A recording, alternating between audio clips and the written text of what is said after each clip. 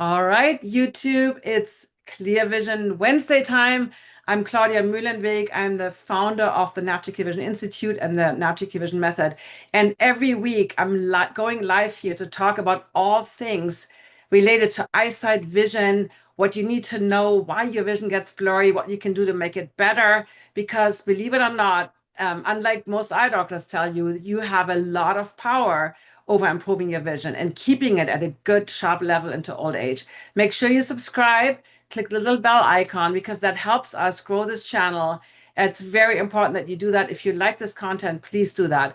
And without further ado, I want to bring on my guest today. So today we're going to talk about a topic that I know a little bit about, but I definitely don't know that much about it. And it's like the gut and the microbiome. And I'm going to bring on Anu Simh. Welcome to the show, Anu. So good to have Thank, thank you, Claudia. It's a pleasure. I love all the work that you do, and I'm so excited to make the connection between vision and the gut. Exactly. So I always like to ask this question because I'm so passionate about vision and seeing clearly, like everybody, why are you so passionate? And I would love to know from you, like, why are you so passionate about gut health and the microbiome? Yeah, that's a great question. Like most practitioners, I had my own gut issues that really kind of got me going down the rabbit hole, like what is happening with my gut, what's going on. And I didn't get answers from allopathic or traditional medicine, and it was a frustrating time for me. And so decided to put my science background to work and dig deeper. And we're talking, Claudia, a time when we didn't have ChatGPT or internet. I was actually in the library and at UCSD researching and trying to just figure this out. And what that led me to was the microbiome. And I realized that that was the missing piece of the puzzle. And once I started caring for it and really learning that this was a huge part of everything, every aspect of this body and the systems, it was a no-brainer. I started becoming very passionate and researching it. That led me to the book, led me to how I coach my clients, just every aspect of my philosophy around health. Yeah. So, well, I know obviously you're a board certified functional medicine practitioner, but you are not a vision expert. I know that, but I know you and I talked a little bit about ahead of time. So a lot of people experience dry eyes now. And when I talk about dry eyes, I had a whole episode on it. We talk about closing the eyes more, palming your eyes, like, blinking more, which are definitely helpful things to do to kind of Mhm. keep that tear film in the eyes in Yeah. good shape. But what are like, is there a connection to the gut microbiome when we look at dry eyes, for instance? And we will talk about other vision conditions too, but is there a connection and what is it? Yeah, and you're right, and all of those things really help the surface, tissue, and we kind of cosmetically sometimes deal with it, including me, saying, "Oh, let me just add some drops," or, but there appears to be a connection between dry eyes and your gut. And if you start really kind of thinking about, that tissue or that tear film as part of the mucosal or immune system, 70% of the immune system is in the gut. So when your gut is inflamed, your eyes do get inflamed. Your fluid shifts, everything changes. So I think when, well before your eyes are inflamed, you kind of have to pay attention to your gut being inflamed. So I think that's a huge connection between dry eyes and the gut. So when you start taking care of the immune system, and start eating right for your gut and your eyes, things start shifting. Okay, so I know from working with eyes that the evaporation part of the tear film is what I talked about. You don't blink. It's the evaporation, but I think what you're talking about is the mucosal lining that is like inflammation in the gut. So if we have inflammation in the eyes, does that mean we always have inflammation in the gut as well? Or Could it be like a Yeah. local thing? Okay. Yeah, so I'm thinking that well before you start noticing inflammation in your eyes, you're already systemically inflamed. So your eyes are, you finally have that systemic inflammation in your eyes as well, and it can come across as many things like blurry vision, dry eyes. There are people with autoimmune conditions like Sjogren's, for example, where they have their eye membrane is really dry. All of the mucosal membranes are dry. So if you connect it to where's this all starting? What's happening? And a lot of it points to the immune system and gut inflammation. So other symptoms in the gut, because here's an example, like eye doctors that I work with, they often say the eyes are the windows to the health, Yeah, because a lot of times we find diabetes, even Lyme, like all mold, all kinds of issues. We can see that in the looking at the retina specifically in the eyes. But is there the other way around, right? Is there also like certain like blow, like what are the symptoms of inflammation in the gut? yeah, That I'm not with the right. what can you Yeah, talk about that a little bit? Because I think a lot of us think, oh, some bloating is normal, or like yeah, some belly aches is yeah. normal. Like, can you talk about this? So let's talk about Sjogren's, for example. If Okay. I have a client with Sjogren's, and I'm not looking just at their dry eyes as a symptom. I'm looking at gut issues. We're looking at inflammation. We're looking at what they're eating. What is happening that's increasing that systemic inflammation. It's true, there are many times when you see what you may be thinking as inflammation in the gut may not be even showing up in the gut. It could be in so many different ways that inflammation shows up. But in an autoimmune condition, the immune system is definitely taking a beating, and the gut could be the start of all of that. And that could be bloating, that could be constipation, that could be a person's response to the kind of foods that they're eating. It could be ultra processed foods, it could be something that's increasing blood sugar in the system. There's so many things that could be happening behind the scenes. So it's always for me, it's really that is where I start, is the gut. It's like let's take a good look at what's happening in your gut. Is there a connection? And when if we change your diet, and if we change how you're approaching this, do those symptoms that are maybe upstream, does that change?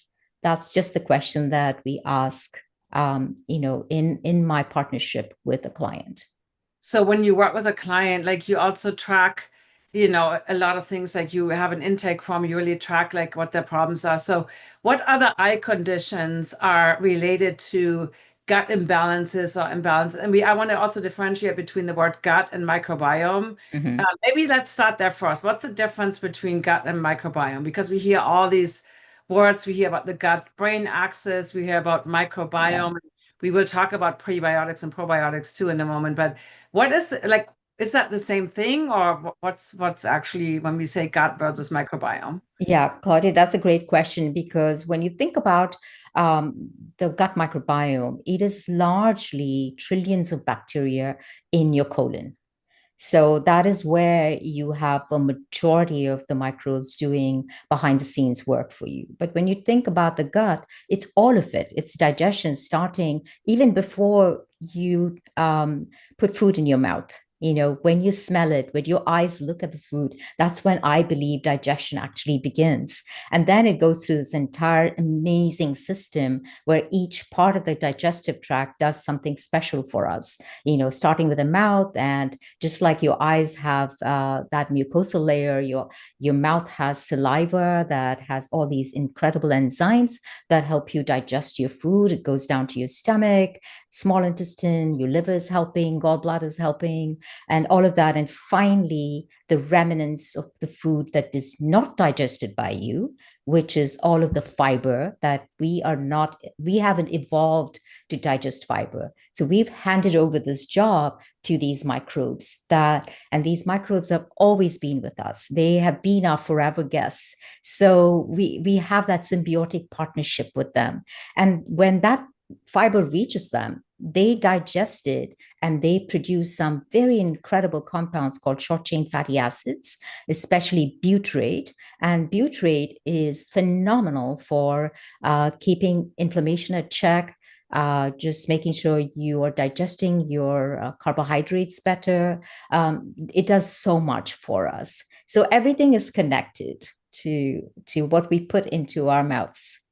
There's so many things I want to ask you, but let's go back to the eye stuff before we get into like fiber and all these. So, what other eye conditions? Because I would assume, and tell me if I'm wrong, like when I work with clients, a lot of times we work with what's called refractive errors. We're working with myopia, farsightedness, astigmatism. But what you're talking about with the inflammation, that's related to like eye diseases, anything ending with an itis. Can you explain a little bit like where you see the connection to a systemic inflammation with what eye diseases you see Mhm. maybe in your clients or what you Yeah. so that we have a bigger picture. Okay. Well, I largely see clients with metabolic issues, be it weight or, blood sugar imbalance, insulin resistance, type 2 diabetes. This is a huge part of the problems that my clients are facing. So blood sugar, for example, and retinopathy and, just anything related to the retina is huge. Like a lot of my clients will come and say, I have blurry vision. That blurry vision could be from insulin resistance. There's just too much sugar in the body, and what happens in the eye level. And we could definitely go into more detail about that. And then that can be kind of regulated with the right kind of microbes that you have. So vision, gut health, microbes, blood sugar regulation, I believe they're all connected. Okay, so in terms of eye condition, I just want to go back to that. So you mentioned retinopathies, which are, aptly named diabetic retinopathies, macular degeneration, dry eyes, any other vision conditions that you think we would have to definitely look at the gut and the microbiome that you could think of?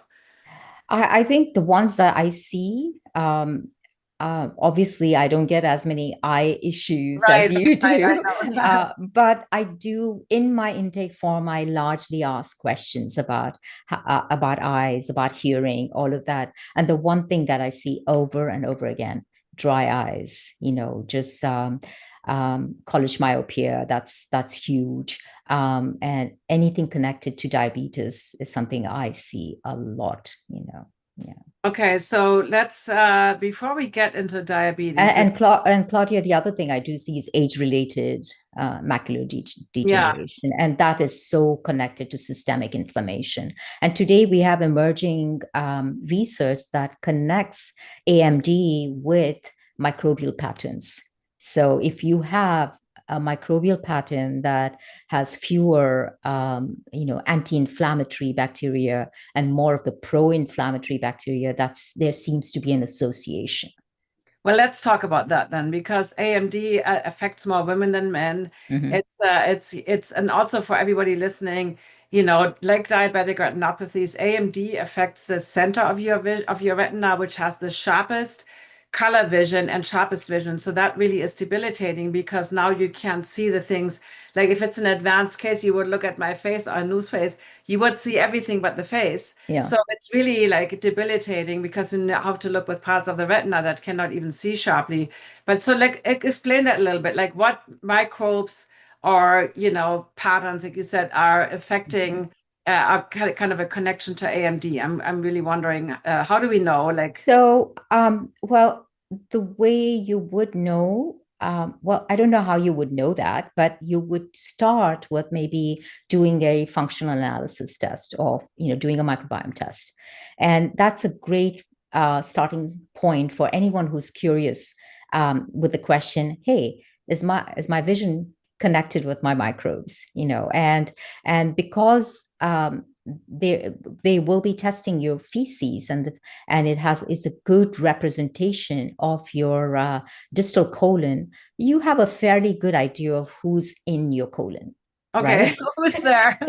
So who's on there, so if you get a readout saying, darn, you have a lot of proteobacteria, you have a lot of pro-inflammatory bacteria in your gut, then my way of handling it, Claudia, is not like, okay, let's go and kill all these bastards. Oh, should I not say that? Okay, No, you can sorry. see that. That's let's kill those bad boys. Okay. Okay, but then it's more about, let's increase the good guys. Let's increase the anti-inflammatory bacteria like Faculobacterium pronitiae, where they are incredible butyrate producers. And it's very easy to do that. So I'm not suggesting something that requires like a basket full of supplements or something really very complicated. It's simple shifts in how you're eating that can increase your prebiotic um, fiber, and then that in turn can increase these butyrate producers. It's a very good connection to. So what are some of those good? I know that might have really long, complicated names, and I know you have a book coming out where I'm sure you spell out all those things. Yeah, But yeah, what are, and that's always the thing with gut. It's like I don't want to take thousand, supplements, and that ends up being really expensive. yeah. So what are some of the good guys? Let's talk about some of the good gut, and also what are the ones that you see with AMD, especially specifically, like because I've done these stool tests, and there's a bazillion different Yeah. things, and unless you have somebody like you helping me, I would not even know what these things are, right? So you Yeah, want, and you look at the pattern, it's just like you really have to look at it from, if I have a client with AMD or some kind of diabetes related eye diseases, I'm looking at that inflammatory pattern because inflammation is systemic. So, although we are not there as far as research to kind of really say, okay, this is the exact bacteria that's causing right. AMD, we're not there. We do have certain associations that are coming out from these amazing new studies.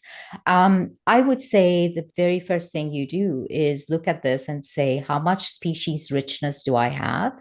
Do I have enough of these bacteria going to bat for me? Because the reason you want species richness and evenness is because each bacteria is doing a specific function for you.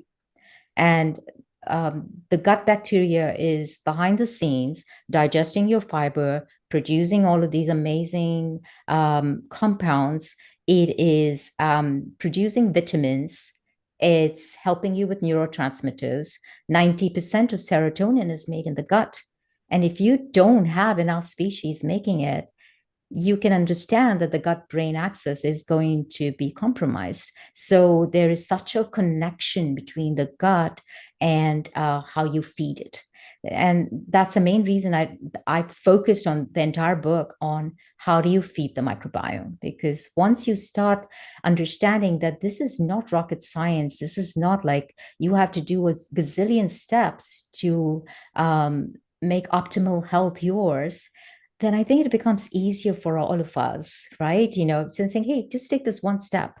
Start today with adding some prebiotic fibers like red onions, leeks, maybe asparagus. Add one little bit of diversity in your food, and small steps lead to big changes. So we don't But have let's to do talk about everything. fiber because you mentioned fiber a bunch. So the microbiomes, what I'm assuming the bad guys and the good guys all feed on fiber, right? Are there certain foods that are more preferred by the good gut bacteria? And okay, so okay, I didn't know that. Okay, what foods are the ones that the good guys like so that we Okay. can, okay. So first of all, I mean, I hate to call them good and bad. I It's know, but mainly because a good bacteria could turn rogue on you if there are too many.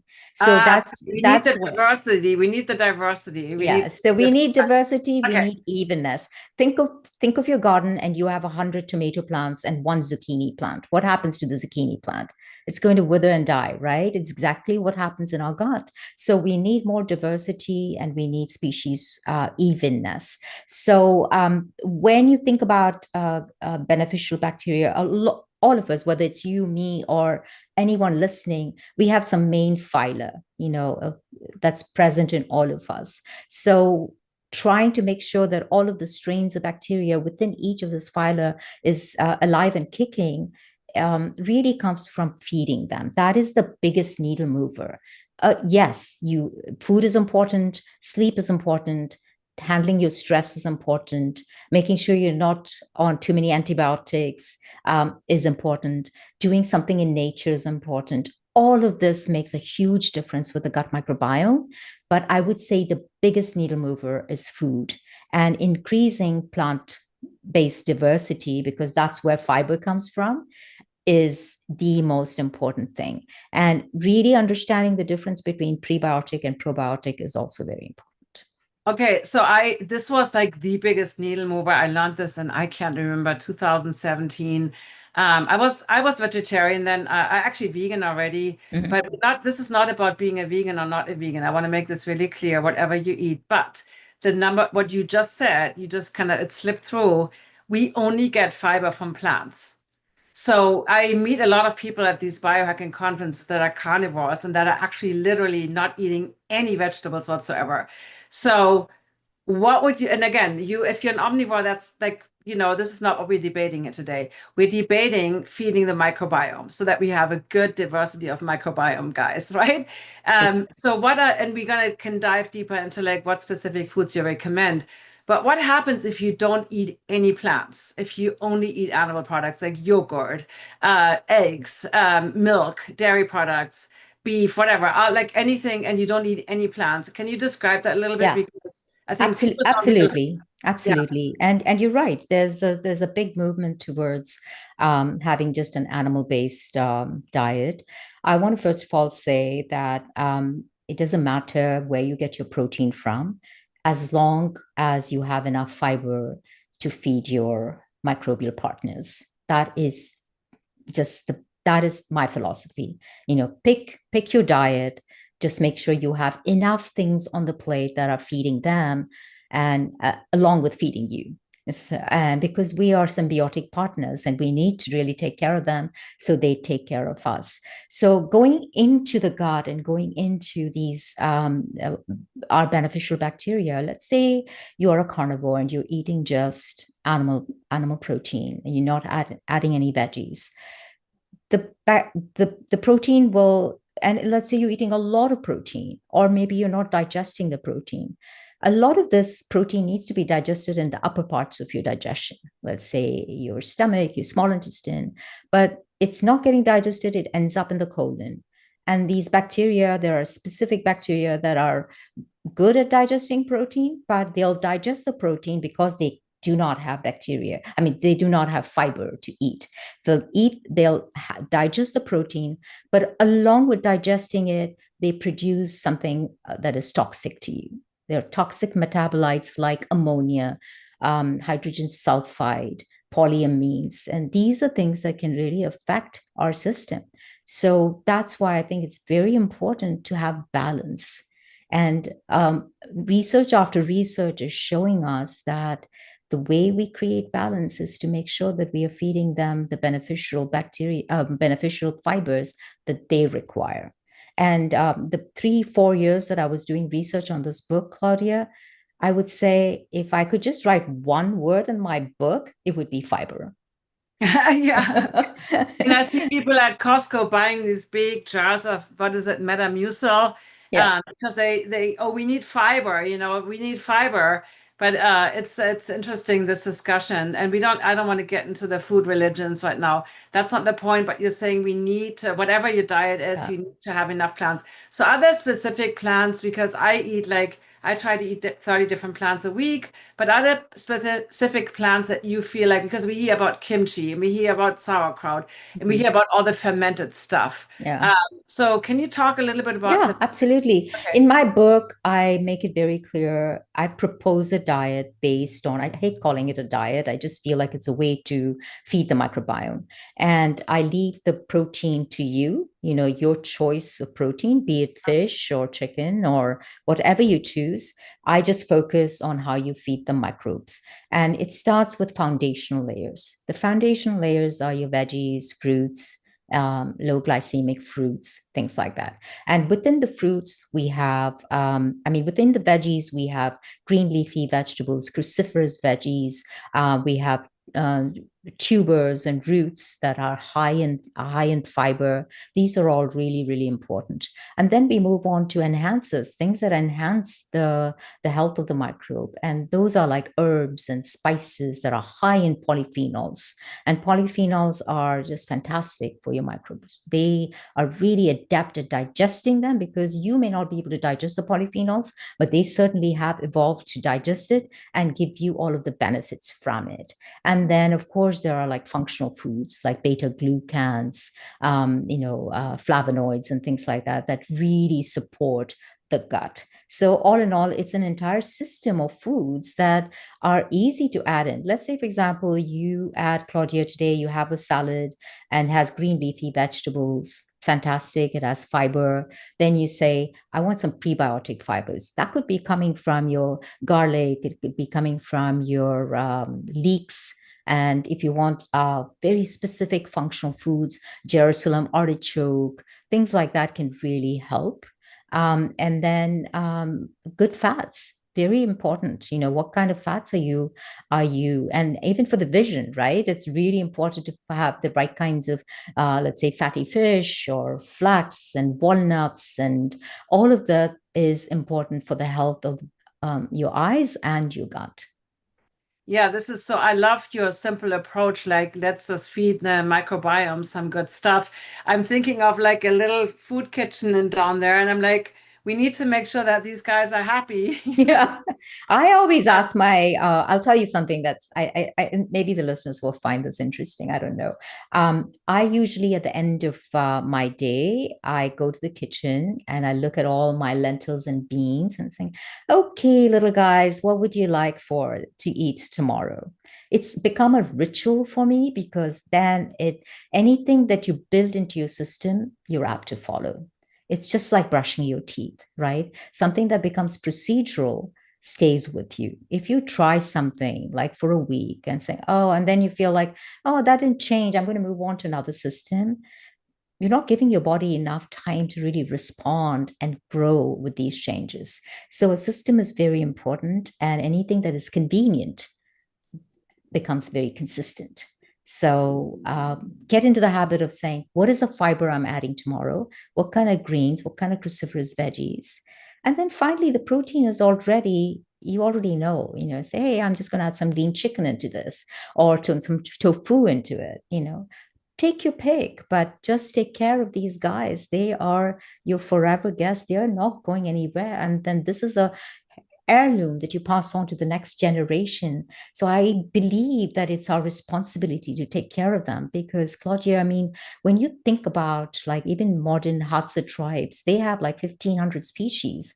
We have a paltry 350, 400 max. And my clients who I see, I don't think I've ever seen anything more than 148 species. What do you mean, like microbes? Microbes. Mm-hmm. Okay. In like a gut test, the You're right. lowest I've seen is like 20 species. So can Wow. you? And that's like a ticking time bomb. Things are happening that haven't really manifested. Maybe they are manifesting as symptoms, but maybe as it will be a full blown something at some point, because your microbes are connected to your cardiovascular health, your gut health, your endocrine system, all of the hormones that you're producing, your cortisol, your estrogen. We have actually bacteria in the gut that are very amazing at, recirculating the estrogen and all of that. So, if you're a postmenopausal woman, that microbial picture is changing as we speak. It's starting to resemble your husband's or your boyfriend's microbiome. So changing it to support you and to support your life, your cycle in life, your stage in life becomes very important, because a postmenopausal woman is very different from someone in their 30s or 40s. Oh my So God, I can talk to you for hours. I feel like I have so many questions, but I was, as you were thinking about the lentils and stuff, I'm a huge fan of food prep, especially when it comes to like beans and lentils and soaking them. And then I pre-make them and I can easily put them in different dishes. So that way it's easy, right? It's very Mhm. cost effective to do those kind of things. Are you a big fan of food prep as well? Do you like to like have some things ready to go so it's easy and quick to make? Yeah. Yeah. I always have things handy because I have clients, I have a busy life as well. And I my plate is always like a rainbow. There's lots of different variety. There's protein. I do believe that as much as people are kind of torn and there are like different camps, protein is not important, is important. Protein is a macronutrient. It is Yeah. important. Of course it is. Yeah. Yeah, and getting adequate amounts, especially when you start your day, I have seen an incredible difference in how people deal with. And the reason I think it's very important is to stop that influx of ultra processed foods that come your way if you don't have enough protein. Think about it. I mean, all the processed foods that we eat, are they ever high in protein? No. No, they're never high in protein because the food industry does not want you to feel satiated by adding that protein or adding that fiber. There's largely white, refined carbohydrates that make your brain seek for more of the same. So, starting your day with a good 30 to 35 grams of protein will kind of just really nip that in the bud and get you on a good track. Even if your first meal is healthy, leave the rest to how your day goes. At least you have had a good starting point. I mean, I know we wanted to also talk about blood sugar, but I have one question. I want to talk about this idea of like, because a lot of times now it says prebiotic, probiotic. Can you explain the difference and also like how much do you feel like we all need supplements? Only a few people need supplements. Like who could benefit from supplementing things and who really doesn't need that? Because I feel like it's like it's almost like everybody we are taking. I take supplements Yeah. too, but I really Yeah. feel like I also want to like not take supplements at all. So Okay, I will answer both questions because you're both something that I feel very passionately about. First, what is the difference between probiotics and prebiotics? Probiotics are any kind of food or supplement that gives you some kind of benefit, you as a host. So that could be from yogurt, or it could be vegan yogurt or regular yogurt. So the important thing is to look at the back and really look at the label and say, do they really have live microbes? And do they name it by strain? If it says contains probiotic cultures, that's not telling me anything. I'm not going to spend $10 on a yogurt that's not telling me that the company hasn't even put that extra effort to say this is the strain in the yogurt. But if it tells me, oh, this one has BB lactis 12, it has Lactobacillus reuteri, then I might be more compelled to buy that as a great probiotic food for me. So probiotics could be in supplements. It could be in fermented foods like kimchi, sauerkraut, things like you're German, so you probably yeah, eat a yeah. lot of sauerkraut. I make my sauerkraut a little Indian. I add ginger, turmeric, and and my German friends always make fun of me, saying, "You call this sauerkraut, Anu?" Oh no, I'm gonna come over and try your Indian sauerkraut for sure. Yeah, and so that's the difference. And prebiotic foods are anything that feeds your microbes, your probiotics. So that could be fermented foods, that could be functional foods, things that What really, is a functional food? What is a functional food? Like, like I call functional anything that has a specific function, like for example beta glucans that can increase your short chain fatty acids. what food is beta glucans? Like, talk to me. Very good question. Oat bran, for example, shiitake mushrooms. I don't think there's a single day that I don't eat mushrooms. I just change up what kind of mushrooms I eat. I have a mushroom every day because they do have beta glucans. Cooked or raw, or like what is your like? It depends. Sometimes I have it slightly cooked. Sometimes I put it in a I soup. go through phases with mushrooms. Like right now, I'm on a like, I don't really care about mushrooms phase. Yeah, And I also know the chanterelles, which we yeah, grew up with in Germany, which is more the fall. yeah. I'm more like a fall mushroom person versus winter fall versus in the summer. I'm like, there's too many other yummy things. Anyway, So, And to your point, I think eating seasonally is really beneficial for the microbiome. That could be a way that you increase diversity without thinking too much about it. What does summer bring? It brings an incredible amount of variety in our super in our markets, in our farmers market. Maybe embrace that. Yeah. I like that idea. Like, what is, and usually it's also the most affordable food is Mhm. about what's in season versus like trying to buy like berries in winter, and they don't taste good anyway. Yeah. So I have a couple more questions before we come to a close. What are some everyday foods that feed the gut and benefit the eyes? I want to specifically think about eyes. And then maybe give us an example of like couple things people can eat throughout the day to like really help their gut and their vision. Okay. For a vision perspective, I personally had college myopia and I got the laser, whatever, thing done. I don't wear glasses, but I still treat myself as as someone with myopia. So I'm very, very, you did ask me a question about supplements. I do take lutein and zeaxanthin just because I'm myopic and I have a family history of insulin resistance. So I'm protecting my vision. And these are wonderful supplements, I think, for vision, both lutein and zeaxanthin. And you don't have to take a supplement. It is readily available in a lot of things like kale, spinach, things like that. And when you eat foods like that and you have a healthy gut that absorbs all of these nutrients, they go into your eyes and really kind of get absorbed by the macula and really help have better vision. So that's my belief, and that's the reason I do pick those two as my go-to because of my own personal conditions. So that is very important as far as supplements. You don't just buy a supplement because some influencer said this is very good for you. You tap into your own wisdom of your body. What do I need? Where's my weakest link? My weakest link is insulin resistance.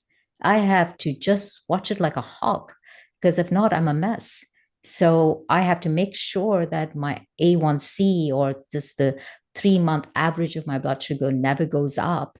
So I do everything possible, find the right kind of magnesium to support me, things like that. So you look at your own body. That's why I'm never able to answer the question, what are the some supplements that you really recommend? I agree with that. I think It sorry, it's it's important to work with somebody and figure out what you need versus exactly. I hate that too. Even the list of the 10 superfoods that you're supposed to eat. So I'm glad you feel the same way because I think we need to really figure out. And you would always start with a stool test, like a microbiome test. That would be your number one go-to Not initial. necessarily. I mean, it depends on why they come to me. Some people come to me for gut health, then that's a great starting point. Some people already are very educated about their gut because you can't be 45 or 50, have a lot of gut issues and not have researched a little bit into it. So Well, I do have very educated clients who come to me. So I can't figure this out. Why am I still constipated? Why do I have the runs? Why am I rushing to the bathroom every couple of seconds? So we dig deeper and figure out what could be happening at the microbial level. Yeah. And I mean, that, I can tell you I have a good friend and she has the worst gut issues, was in intensive care for a month, like all these problems, but she only sees a gastroenterologist because that's what her insurance pays for. And I see her eating peanut butter sandwiches, Ritz crackers, like like basically processed stuff. And yeah. I'm like, but at the same time, some people are just like that. That's the doctor doesn't talk about diet. I'm like, well, they're not trained to do that, you Yeah. know. But anyway, and I think that's sometimes the disparity too, because the work that we do is not covered by insurance, and then a lot of times Yeah. ends up being, but I love your simple approach. Just eat more fibrous food and maybe use food prep, but make it easy for yourself and add little things. Get your protein in first. And then, I literally just don't buy processed food. I mean, I love chips, potato chips, all that stuff. It's like my kryptonite. But if I don't buy it because that otherwise, Yeah. if I want What you don't have in the house, you're yeah, not going to you get at, let's say you have an ice cream craving at 11 p.m. The chances of you getting in the car and going and getting that nowhere.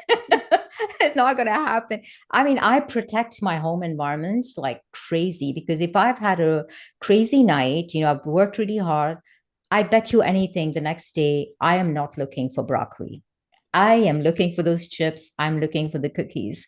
If I don't have them, I'm safe. If not, that is what I am really looking for. And study after study is showing that when people eat the same amount of calories, whether it's coming from really nutritious food and you know, uh, you know, all of these ultra processed foods, huge difference at the end of 14 days. The people who eat a lot of ultra processed foods end up eating 500 calories more Oh every yeah, I heard single about that day. study. Exactly. That's nuts.